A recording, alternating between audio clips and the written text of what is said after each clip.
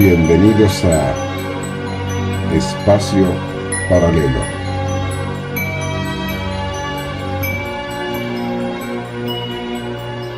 La leyenda de la Niña de las Peras.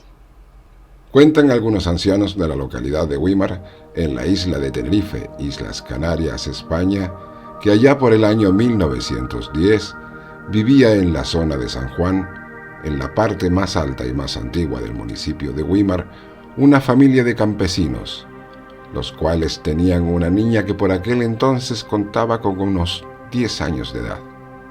Los ancianos que vivieron la historia relatan que eran las 12 del mediodía, a mediados del verano, y su madre, como hacía casi a diario, se disponía a preparar el almuerzo para su marido, que solía venir a las huertas a esa hora, después de una jornada de ardua labor campesina.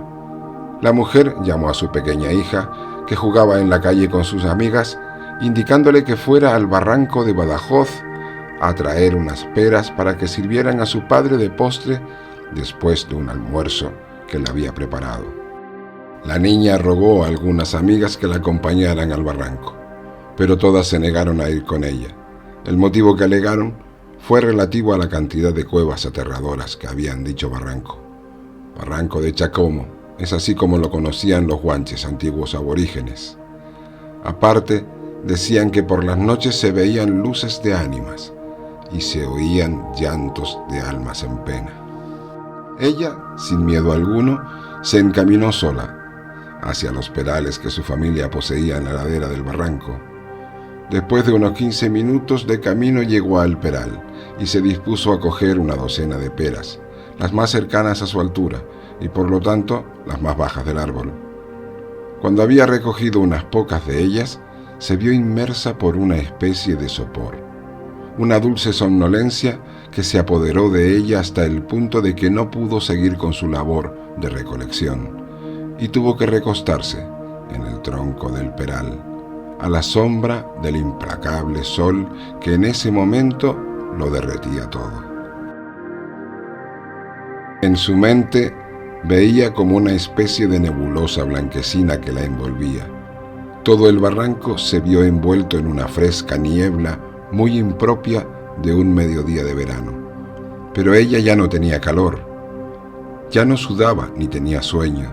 Se sentía de nuevo activa y ágil, como en otro lugar, a la vez lejano pero familiar y cercano.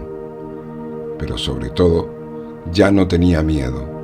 El pavor que sentía en su interior, que ella disimuló ante sus amigas, ahora había desaparecido del todo. Al ponerse de nuevo en pie, se dispuso a continuar con su mandado, palabra canaria que significa recado.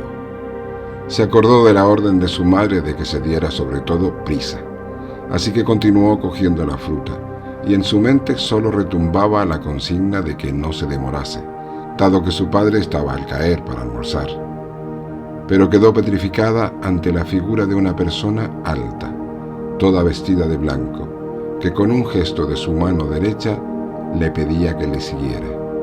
La pequeña no sintió miedo y totalmente confiada y con una sonrisa alargó su mano para aferrarse a la de aquel ser, el cual tomó una vereda que conducía hacia el fondo del barranco de Badajoz, concretamente hacia una gran cueva que ya se divisaba en una de las laderas del mismo. Al entrar en la cueva, ella seguía a aquel ser con toda seguridad y confianza, como si de un auténtico ángel de la guarda se tratase. Se adentraban cada vez más hacia el interior, el cual parecía no tener nunca fin. De repente, al pasar por un estrecho pasadizo entre dos piedras volcánicas, se abrió entre ella un valle, todo lleno de frutales y árboles, de casi todas las especies que habían antiguamente en Tenerife.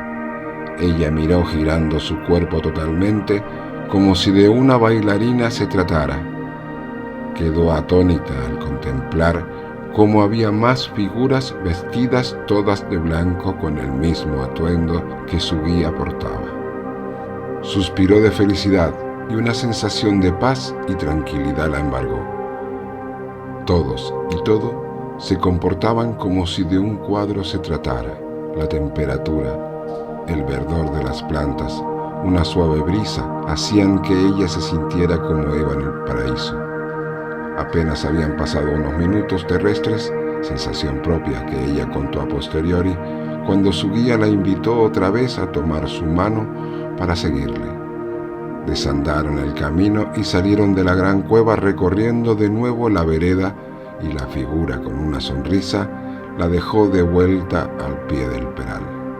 Ella se despertó con una sensación de placidez y recordó las peras y el tiempo transcurrido. Cogió unas cuantas más y se encaminó de nuevo hacia su casa, pero de nuevo comenzó a sentir sofoco y el calor veraniego que le hacía resoplar y sudar. Pero se dio cuenta de que hacía mucho más calor que hacía media hora.